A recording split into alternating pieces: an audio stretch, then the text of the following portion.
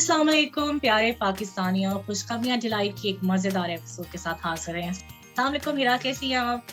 जी, मदिया वालेकुम अस्सलाम। मैं बिल्कुल ठीक-ठाक हूँ, आप कैसी हैं?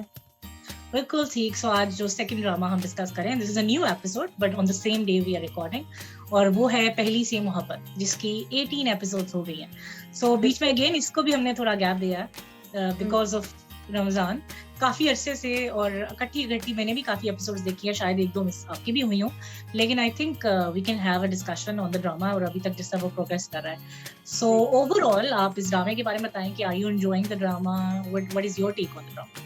बिल्कुल जब तक तो रक्षी और असलम का वो चल रहा था, उनकी मुलाकातें और सारे उनके प्रॉब्लम्स, मैं बहुत ज़्यादा एन्जॉय करी थी। और अभी भी मतलब मैं ये नहीं कहती कि मैं एन्जॉय नहीं कर रही हूँ, लेकिन थोड़ा-सा आपको पता है ना, वो हीरो-हीरोइन का भी वो डाउनफॉल चल रहा है, तो वो फिर थोड़ा इंटरेस्ट कम हो रहा होता है। लेकिन ऑल्दो मैं, क्योंकि और बाकी साइड स्टोरीज़ भी इतनी एन्जॉयबल हैं और इतनी अच्छे तरीके से दिखाई बहुत अच्छे तरीके से गई हैं बेसिकली, तो आपका वो ये नहीं है कि आपको होल्ड कर लेता है ड्रामा, ऐसा नहीं है कि आप कहें कि मैंने देखना नहीं है। और सब एक्टर्स की एक्टिंग भी बहुत ही पावरफुल है, जिसकी वजह से वो चार चाँद लग जाते हैं ड्रामे को। तो ओवरऑल मतलब एक जो हमें लगता है कि एक सिंपल लव स्टोरी है, वो बेसिकली ये हमें समझ में आ गई है कि वो लव स्टोरी नहीं है। कितने हमारे सोसाइटी के इश्यूज़ उसमें एड्रेस हो रहे हैं और वो बहुत ही अच्छे तरीके से हो रहे हैं। तो ओवरऑल मुझे मज़ा तो बहुत आ रहा है कि इस ड्रामे में बहुत मेहनत नज़र आती है सबकी, डायरेक्शन वाइज़, स्टोरी वाइज़ और एक्टिंग वाइज़ भी। तो वो जिस काफ़ी एन्जॉयबल तो है फॉर श्योर। आप बताएँ, आपका क्या ख़्याल? That's very true. I agree with you, and I think वो आप जैसा कह रहे हैं ना कि मेन लीड्स से जब थोड़ा सा हाईलाइट उनको कम है, और साइड स्टोरी जो एक्चुअली बहुत सी चीजों को वो भी बहुत कनेक्ट करती है विद द मेन लीड, हुँ, लेकिन वो जब हमें आ रही है तो ऑब्वियसली थोड़ा बंदा ऑफ ट्रैक हो जाता है, but generally I am really enjoying it. और आई थिंक ये चीज उसमें बड़े मजे की है कि वो जो एक, अगर हम कहते हैं ना, नाम है पहली सी मोहब्बत, तो it's not actually a story of Rakshi और असलम। साथ ही साथ बहुत सी और लोगों की कहानियां हैं जिनकी एक्चुअली पास्ट अब इन लोगों के फ्यूचर पे, यू नो, उस इनका फ्यूचर उनके पास पे वो परछाई पड़ लिया, राइट? कि हुँ, इनका फ्यूचर कैसा होगा, अब ये डिपेंड करता है कि सिकंदर क्या करेगा, ये डिपेंड करता है कि ज़ैनब क्या एक्शन लेती है, बिकॉज नाउ शी नोज कि अब सिकंदर की शादी रक्षी से हो रही है। पहले तो उसको ये बात पता ही नहीं थी, तो ये हुँ, पूरी बात छुपी हुई थी। लेकिन अब जब असलम को मार पटी सिकंदर से, और हुँ, अब जब उसके मामू के घर वो शिफ्ट हो गया, और फिर पहले तो ये भी थोड़ा सा दिखाया है कि ओवरऑल ज़ैनब की जिंदगी कैसे स्पॉइल हुई, because on the day of mehndi Sikandar आ गया और उसने एक हंगामा किया डिस्पाइट एवरीथिंग। ये भी वैसे पिछले एपिसोड में बड़ा इंटरेस्टिंग था कि ये बात वो पूछती भी अपने मियाँ से कि तुमने मुझसे शादी क्यों की, जब तुमने देखा था कि सिकंदर आया और उसने ये कुछ मतलब तमाशा किया, तो तुमने क्यों इनकार की, क्या मैं तुम्हारी खाली जिद थी या तुम्हें मुझसे मोहब्बत होगी थी? उसने ये सवाल किया, तो वो काफी हुँ, इंटरेस्टिंग सवाल था। और उसका जवाब भी लड़के ने कहा कि अगर मैं कहूँ कि जिद थी, तो आगे से कहती है कि मैं मेरा दिमाग कहता है कि शायद जिद थी, लेकिन मेरा दिल कुछ और सोचना चाहता है। तो वो अच्छी एक प्रोग्रेस हाँ, दिखाई बहुत है उसकी अच्छी बात में, है। तो बड़ी अच्छी मुझे बात लगी, और आई होप कि ऐसा ही हो और उसने सिर्फ जिद में शादी ना की हो। लेकिन हुँ, एक्चुअली ये भी दिखाना चाह रहे हैं वो एक कि किसी की हिस्ट्री ऑब्वियसली अभी वो ना सिर्फ उसके प्रेजेंट पे असर कर रही है, और वो किसी के फ्यूचर पे भी असर कर रही है। तो ये बात ज़ैनब को काफी अच्छी तरह रियलाइज होती है, और फिर जो ज़ैनब जिस तरह मेन लीड की तरह रोल प्ले कर रही है अपने भाई की जिंदगी बचाने के लिए, तो वो मुझे एक अच्छा इंटरेस्टिंग जर्नी लग रहा है कि उसने हुँ, पूरी जिंदगी अपनी तो उसकी खराब हो गई, मगर बीइंग अ सिस्टर तो वो अपनी रिस्पॉन्सिबिलिटी समझती है कि असलम की जिंदगी या रक्षी की जिंदगी मेरी वजह से खराब ना हो, स्पेशली जब उसको ये पता है कि सिकंदर ऑब्वियसली सब बदले में ये कर रहा है, इट्स लाइक हुँ, दैट। सो वो बड़ा इंटरेस्टिंग इसमें जो लेटेस्ट डेवलपमेंट हुई है, डिस्पाइट कि आई एग्री कि ये थोड़ा साइड स्टोरी थी, मगर ये काफी लीड हो गई है। और जब वो जाके उसने ये इनिशिएटिव लिया है कि वो जाके after like how many years, like 10 और जितने साल हो गए, वो हुँ, फाइनली जाके सिकंदर से दोबारा मिली है just for the sake of her brother, तो वो कमेंडेबल बात थी, और ये एक ब्रेवरी की बात। तो वो जो उनकी इंटरेस्टिंग कॉन्वर्सेशन थी ना आपस की, तो वो मैंने काफी एंजॉय की। और आई थिंक नॉट अच्छा। Everybody would enjoy it, but I did, because it hmm, was interesting कि उसने पूरे वक्त कहीं भी अपनी बात नहीं की। सो दैट वाज, हुँ, पूरे वक्त सिकंदर उसकी बात करता रहा कि तुम्हारा हुँ, क्या है, तुम नहीं ये सोचती, और पूरे वक्त वो अपने भाई की बात करती रही। तो उसके हाँ, इंटेंशन बड़ी क्लियर थी, जिससे आई थिंक हुँ। एक कैरेक्टर जैसा नरगिस का कैरेक्टर है, बड़ा स्ट्रांग है, and I am enjoying that. मेरा तो फ़ेवरेट दूसरा कैरेक्टर चल रहा था कैरेक्टर, अभी तक, मुझे तो मुझे बहुत पसंद। लास्ट एपिसोड में वो ज़ैनब का कैरेक्टर लगा, जो नरगिस हुँ, प्ले करी है ना रक्षी की लाइफ में जो रोल, तो वो हुँ, ज़ैनब जो मदर्स कर सकती हैं, तो वो ज़ैनब एज़ अ बहन कर रही है, वो काफी मुझे अच्छा लगा कि डिस्पाइट एवरीथिंग अभी भी वो सिर्फ अपने भाई की खातिर गई। और बिल्कुल। मुझे लगता है आफ्टर दैट मीटिंग उसने अपनी लाइफ का भी थोड़ा सोचा है कि she has to move on. तो वो मुझे ठीक काफी है। अच्छी इंटरेस्टिंग जर्नी लगी है। सो आई होप कि शी विल मूव ऑन, लेकिन प्रॉब्लम उसकी मियां में है ना कि वो फिर मतलब थोड़ा सा बेहतरी करता है, देन वो फिर ऐसी गली सड़ी बातें करता है कि कोई वैसे ही होता है। सो आई होप हाँ। कि things will get better between them and अगर वाकई उन्होंने आगे रहना है तो फिर उनके लिए तो बहुत जरूरी है, क्योंकि अदरवाइज तो ऑलरेडी वो हार्ट पेशेंट बन गई है। आपने वो एपिसोड देखी थी जिसमें वो कहती है ना कि वो कहता है ना कि मुझे तो है कि तुम उसके लिए सारी जिंदगी जीती रही हो, अब तो मरोगी भी तो उसकी वजह से मरोगी। तो आगे हाँ। कहती है कि मेरा आपसे वादा है कि अब मैं मरूंगी तो सिर्फ आपके लिए। तो वो मुझे थोड़ा सा इस तरह हाँ। हो गया था कि आई होप मरे ना। मरे नहीं प्लीज, आई होप मरे सो। नहीं सीरियसली। हाँ। लेकिन वैसे वो बहुत इंपॉर्टेंट डायलॉग था because she wanted to convey something कि ऐसा नहीं है, वो खामखा की इस पे एक टैग लग गया था, तो वो ज्यादती है। सो वो काफी इंटरेस्टिंग था। तो आई थिंक दूसरी तरफ बड़ा इंटरेस्टिंग चीज जो चल रही है कि असलम की जो अब मजनूपन है वो नजर आ रहा है कि एक तरफ उसके जब मामू ने कहा कि जाके तुम फलां बंदे को पैसे दे आओ, तो वो तो क्योंकि बहाना ढूंढ रहा था किसी ना किसी तरह एस्केप करने का, बिकॉज उसको अब उसके दोस्त ने इतला दी है कि जो रक्षी है वो घर शिफ्ट कर रहे हैं और उसको है कि अब मैं उससे कांटेक्ट कैसे करूंगा।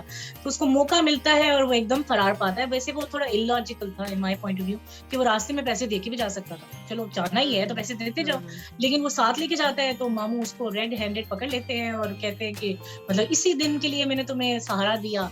और वो आके अपनी माँ के सामने उसको फेंकते हैं और कहते हैं कि ये देखें, मतलब ना वो कहते हैं ना उसको क्या कहते हैं कि द वर्ड इज कि जिसका मतलब आप किसी का हेल्प करो और उल्टा वो देख रहा आपकी चोरी कर रहा है। तो वो आस्तीन का सांप। सॉरी आस्तीन का सांप है। हाँ नहीं, आस्तीन का सांप ही वो जो होता है ना कि किसी की आप इतना आउट ऑफ द वे जाके सपोर्ट करते हैं और वो आपको उसकी कदर ही ना करे। वर्ड भूल गया, फनी एनीवे। अच्छा। बट वो काफी इंटरेस्टिंग होता है क्योंकि उसकी नियत बुरी नहीं होती और उसका एक ही सेंटेंस होता है कि मैं चोरी नहीं कर रहा, मैं सिर्फ जा रहा था, मैं भाग जरूर रहा था, मैं चोरी नहीं कर रहा था। लेकिन यही बात ऑब्वियसली मामू साहब जो है ना वो अकरम को फोन करके बता देते हैं और अकरम का वो बहुत फनी स्विच है, वो आप एंजॉय करनी है कि कभी वो अच्छा हो जाता है कभी बुरा। तो उसका जो एग्रेशन है वो काफी फनी होता है कि वो एकदम कहता है कि तो आपके हवाले, आप इसको मारे या कुछ भी करें। तो वो काफी इंटरेस्टिंग था। वही असल में उनका बताया है कि वो कितने जज्बाती इंसान है। मतलब कि वो सिर्फ इमोशंस से ही सोचते हैं, रैशनली या कोई लॉजिक नहीं उनकी चलती, बस जो उनको कह दिया वो उस तरफ चल पड़े।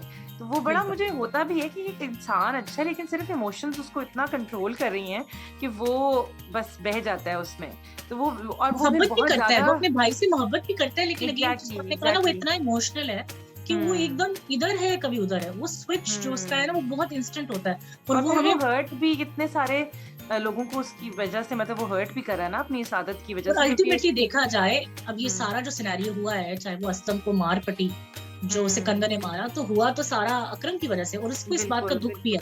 पिछली एपिसोड एक्चुअली काफी टचिंग थी। अकरम का आपको वो एक सॉफ्ट एंगल भी नजर आया जब वो रोया और उसकी आंखों में आंसू आ जाते हैं कि मेरी वजह से मेरा भाई आज इस पोजीशन में पड़ा है और मैं कुछ कर भी नहीं सकता। तो वो काफी इमोशनल था और इस दफा फिर वो बैक टू स्क्वायर वन आ गया। तो वो काफी इंटरेस्टिंग स्विच था। खैर आप बताएं कि नरगिस का कैरेक्टर आपको कैसा लगा? नरगिस मेरा फेवरेट कैरेक्टर है, जैसे कि मैं पहले भी बता चुकी हूँ कि नरगिस का बहुत ज़बरदस्त, एक तो इन्होंने जो इस ड्रामे में राइटर को भी काफ़ी ज़्यादा क्रेडिट जाता है कि जिस तरह उन्होंने इस स्टीरियोटाइप को जिस तरह तोड़ा है ना कि मतलब जिस तरह हमारे जहनों में होता है कि किसी बुरी जगह से औरत आ रही है तो ऐसी होगी और बुरी होगी, उसकी जो स्ट्रेंथ्स है ना वो दिखाई हैं, वो बहुत अच्छे तरीके से दिखाई हैं। मुझे ये मतलब बहुत ज़बरदस्त बात लगती है कि वो कितनी स्ट्रॉन्ग औरत है, क्योंकि उसको हालात ने शायद इतना स्ट्रॉन्ग और प्रैक्टिकल बना दिया है कि वो किसी को झूठी तसल्लियाँ नहीं दे रही, कोई झूठे दिलासे नहीं दे रही कि नहीं हो जाएगा।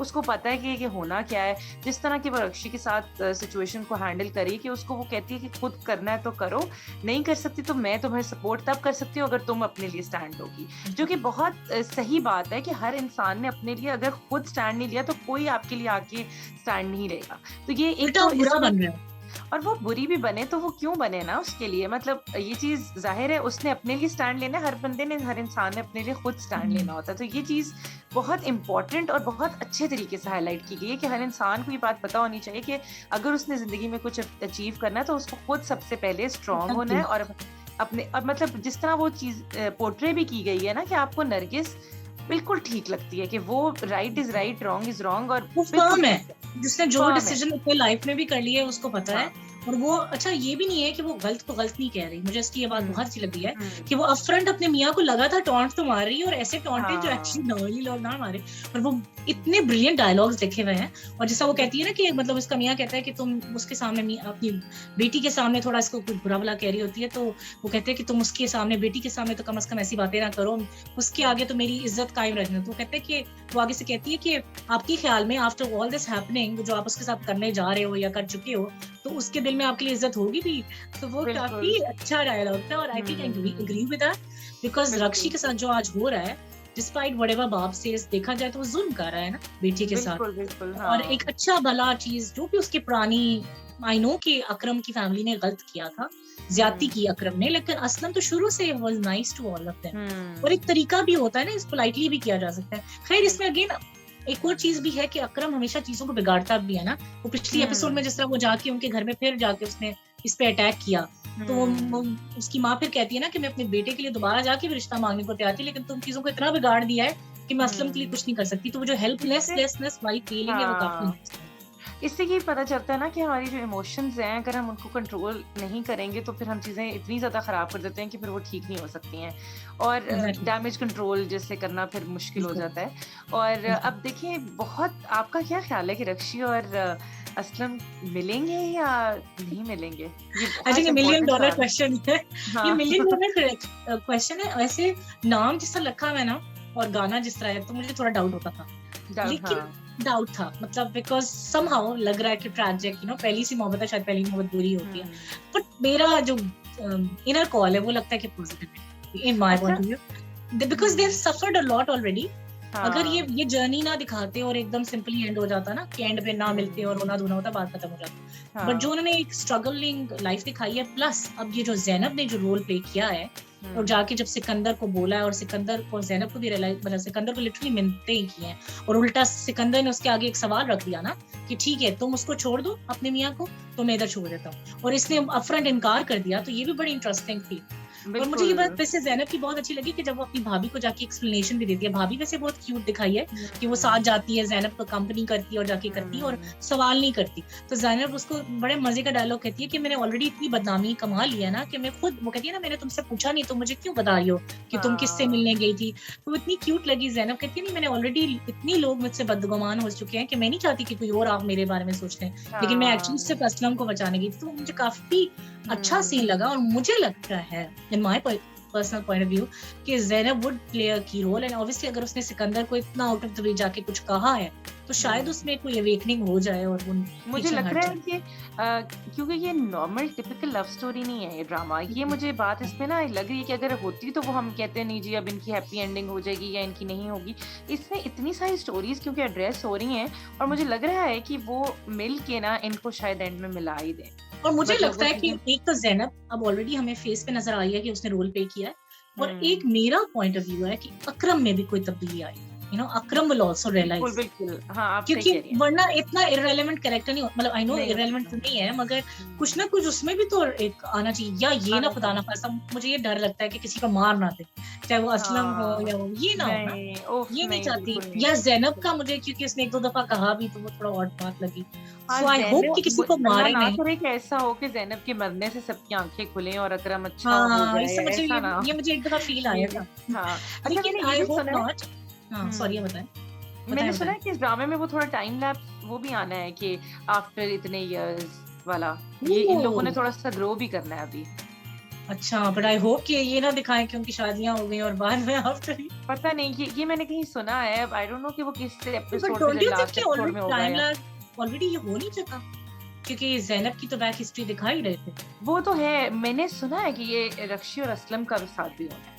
ये मुझे कहीं से पता चला है। आई एम नॉट श्योर कि इसमें कितनी अच्छा, सच्चाई है और ये कहाँ कब जाके लास्ट एपिसोड में जाके होना है या कब होना है। बट लेकिन लेट्स ऑलरेडी सी क्या होता है। ऑलरेडी 18 एपिसोड्स हो गए हैं, आई डोंट नो वो एक एपिसोड में ही शायद ये दिखाएं, बट शहरयार आई मुनव्वर होप का एक नॉट। इंटरव्यू था, उसमें अच्छा, उन्होंने उसमें ये थोड़ी-सी इंडिकेशन दी थी। वो अच्छा लेकिन अच्छा, अभी मुझे ये भी है क्योंकि ऑब्वियसली ये भी हो सकता है ना कि आखिरी एपिसोड में आ जाए कि आफ्टर 10 इयर्स ये हो गया। आफ्टर 10 तो वो इयर्स, हाँ मतलब इस तरह की हाँ। बात भी हो सकती बट है, आई लेकिन थिंक लेट्स सी। जितना वो स्ट्रगल दिखा चुके हैं, in my point of view, हाँ। It be stupidity to show के नहीं मिले, या फॉर एग्जांपल जो हुँ। भी है अब उसको कंक्लूसिव एंडिंग तक हाँ, जाना चाहिए। एग्ज़ैक्टली, और एग्ज़ैक्टली आई थिंक, और हाँ। ऑलरेडी इतना बुरा ऑलरेडी उनके साथ हो चुका है, मार पिटाई, एक हाथ तो हम्म, टूट ही गया उस बेचारे का, और रोना धोना, रक्षी बेचारी इतनी बेजार, और जैनब के बिल्कुल। साथ ऑलरेडी एक ट्रेजिक हो चुका है ना, ट्रेजिडी हो चुकी है, उसकी लव बिल्कुल। स्टोरी तो फ्लॉप हो गई।